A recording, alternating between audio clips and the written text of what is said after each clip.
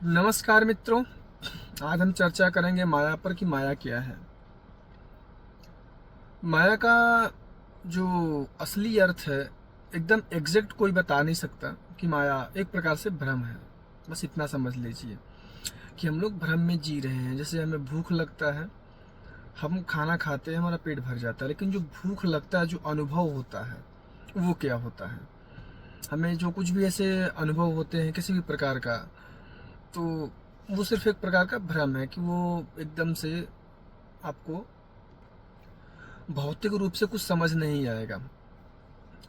तो माया को अगर समझना है तो छोटी सी बातों में बस इतना समझ लीजिए। मैं आपको एक उदाहरण देना चाहूँगा, आप उसके साथ समझ पाएंगे कि सत्य क्या है। बस इसी की खोज है माया।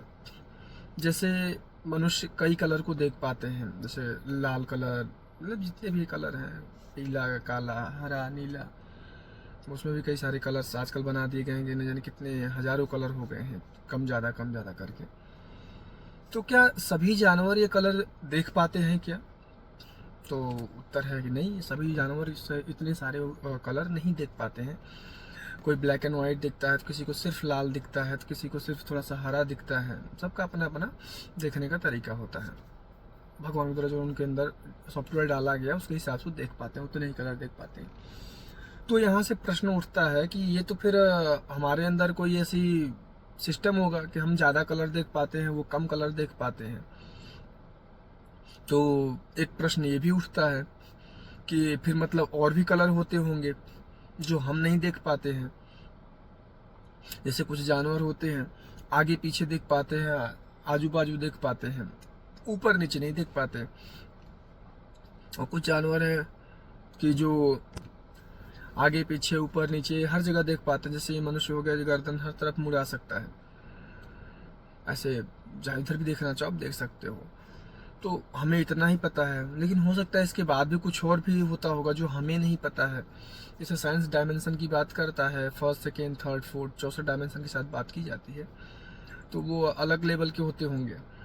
तो सत्य क्या है, जो मेन प्रश्न है, सत्य क्या है? क्योंकि अगर हम ये कह रहे हैं कि हमारे अंदर ही पूर्णतया है हर एक चीज़ का, कि हम सब कुछ देख पाते हैं, हर प्रकार की चीज़ कर पाते हैं, तो ये भी तो सत्य नहीं है। क्योंकि हमारे ज़रूरत के हिसाब से ही हमारे अंदर कोई चीज़ प्रोग्राम की गई है। जैसे कुत्तों के अंदर है कि वो कुछ चीज़ें देख, कुछ कलर ही देख पाते हैं, कुछ एक्टिविटीज़ ही कर पाते हैं, ज़्यादा नहीं कर पाते। और वैसे अब उनके ऊपर जानवरों में आओगे तो जैसे गाय भैंस बैल हो गए, ये थोड़ा और एक्टिविटीज़ कर लेते हैं, उनके अंदर थोड़ी और क्षमता होती है अनुभव को महसूस करने की, कोई भी चीज़ अनुभव करने की। अब उसके ऊपर आते हैं इंसान, सबसे समझदार प्राणी में से इंसान ही कहलाते हैं, तो ये और भी ज़्यादा अनुभव कर पाते हैं। तो अब हमसे ऊपर कौन है? जैसे यक्ष गंधर्व की बात की जाती है, वो तो ट्रेवल भी कर लेते हैं हवा में, से कहते हैं। तो सत्य क्या है, यही इसी के खोज को माया कहते हैं, कि सत्य को जानो कि सत्य क्या है। जैसे अभी मैंने बताया आपको कि कलर हर कोई नहीं ज़्यादा देख पाता, तो इंसान भी ज़्यादा नहीं देख पाता। तो अब जैसे मैंने कहा था पिछली लाइन में कि फिर ये प्रश्न उठता है कि फिर तो हो सकता है कि हम पूर्ण हैं, वो भी अधूरे हैं, या फिर हमारा अंदर का जो सिस्टम है थोड़ा ज़्यादा डेवलप है, उनके अंदर का कम है। तो सिस्टम पूर्णतया होता क्या है, इसी सिस्टम को ही तो जानना है। और हम सभी लोग इसी भ्रम में जी रहे हैं कि हम पूर्ण हैं, हम पूर्ण हैं। जैसे हमें लगता है कि हम पूर्ण हैं, भाई हम सब कुछ समझ पा रहे हैं, सब कुछ देख पा रहे हैं। वैसे हमसे छोटे जानवर जो होते हैं, जो कम विकसित हैं, ऐसा हम मानते हैं कि वो कम विकसित हैं, तो उनको भी तो ऐसा ही लगता होगा ना भाई, कि हम जितना कर रहे हैं ये सबसे एक्सट्रीम है, इसके बाद कुछ भी नहीं है। जैसे हम इंसान हैं, जबकि हमारे अंदर इतनी समझदारी है कि हम समझदारी ही कहेंगे कि हम अपने आप को पूर्ण मानते हैं। जबकि वेद शास्त्रों धर्मों में बताया गया कि ध्यान करो, मेडिटेशन करो, कुछ अलग डायमेंशन खुलते हैं, कुछ अलग अनुभव होते हैं इंसानों के लिए। अब समझदार हो इसलिए आपको दिया गया है सर, भ्रम को जानो। शास्त्रों में बताया गया जो हम जी रहे हैं ये सब भ्रम है, सब माया है।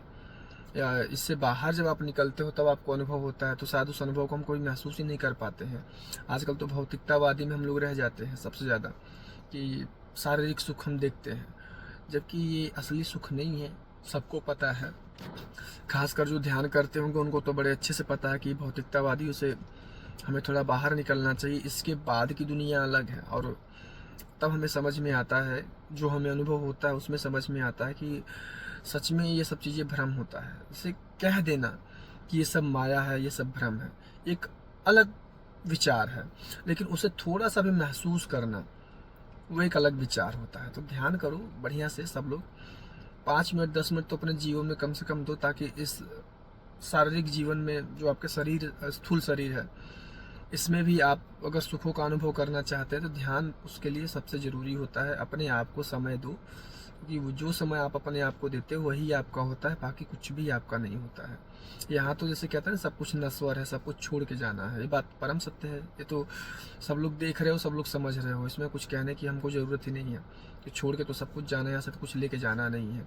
बस जाते हो तो यहाँ से लेके क्या जाते हो, अपनी माया लेके जाते हो कि अरे मेरा घर, मेरा बंगला, मेरा गाड़ी, मेरा प्रॉपर्टी, मेरा बिजनेस, इसी सब की चिंता में आप जाते हो। तो वैसे मैं कहता हूँ कि इतना चिंतित रहोगे हमेशा तो कभी मोक्ष की प्राप्ति नहीं हो सकती, आप यहीं पर फंसे रहोगे किसी न किसी रूप में। जैसे कुछ लोग कहते हैं प्रेत योनि में चले जाओगे, कुछ कहीं चले जाओगे, कहीं चले जाओगे, भूत बन के टहलोगे, अलग मुद्दा है वो सब। मैं उन सब बातों पे मैं विचार नहीं करना चाहूँगा।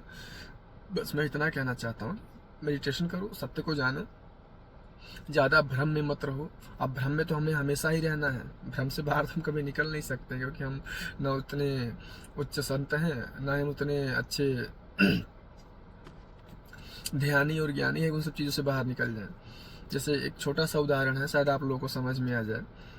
जितने भी हमारे देश में बड़े महापुरुष हुए हैं, महापुरुषों की बात कर रहा हूँ, दिखावटी लोगों की नहीं, वो देखना सबसे पहले उनका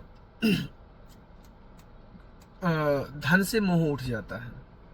ठीक है, उनके पास दे दिए अलग मुद्दा है, नहीं है तो भी उनके लिए कोई फर्क नहीं पड़ता है।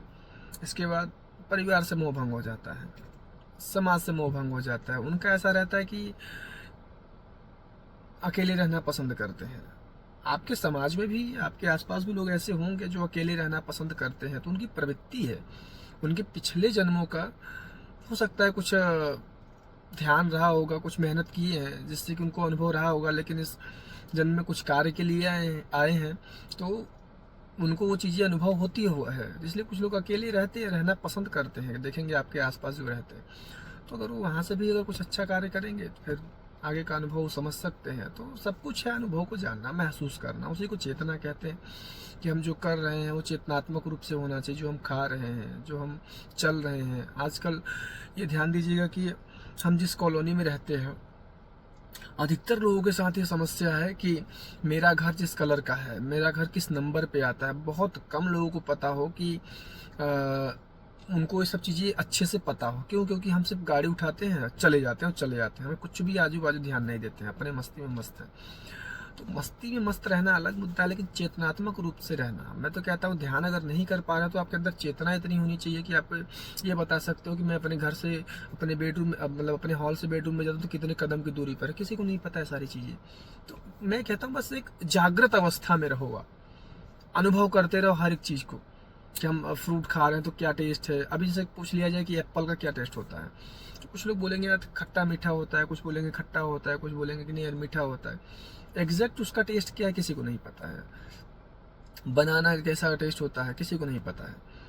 ठीक है, तो एक क्यों नहीं पता है? क्योंकि उस पर लोग चेतनात्मक रूप से काम नहीं करे। खाने में अच्छा लग रहा है, थोड़ा सा मीठा लग रहा है, हाँ मीठा है, बढ़िया है, बात खत्म।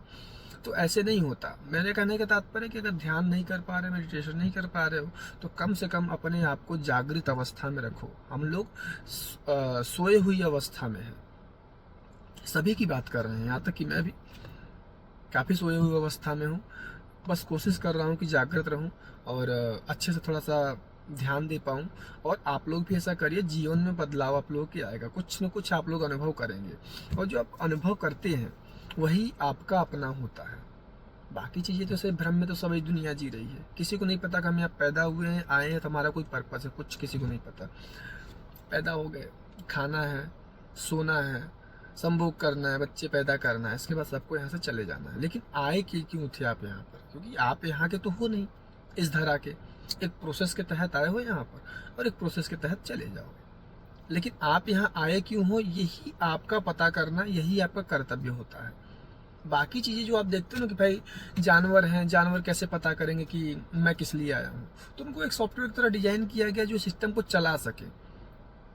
आखिरी जो, जैसे कहते हैं ना 84 लाख योनियों में सबसे उत्तम योनि जो है इंसानों की होती है, जो अपने विचारों से कुछ सोच सकते हैं, समझ सकते हैं, कर सकते हैं अपनी इच्छाओं से। शेर नहीं कर सकता अपनी इच्छाओं से, उनका सिर्फ भोजन ही इच्छा होती है और मर जाना इच्छा होता है। तो एक सिस्टम के जो सिस्टम बनाया गया उसका एक हिस्सा है वो उसको चलाने में काम आते हैं। हिरन भी है अपने सिस्टम का हिस्सा है, बैक्टीरिया है, कीड़े मकोड़े हैं, कुत्ते हैं, बिल्ली हैं, सब एक सिस्टम का हिस्सा है। ठीक है, उनकी भी अंतिम दशा मनुष्य होगी कभी न कभी। जब इंसान रूप में आते हैं तो यहीं से आपको रास्ते खुलते हैं कि नहीं, आप जान जाते हो कि नहीं। जैसे एक चौराहा है, जानवर को नहीं पता चौराहा क्यों बनाया गया, इधर जाना है उधर जाना, कहीं भी जाएगा घूमेगा टहलेगा, बात खत्म हो गई। लेकिन मनुष्य है, मनुष्य को पता है कि चौराहे से मुझे किधर जाना है और मेरी मंजिल क्या है।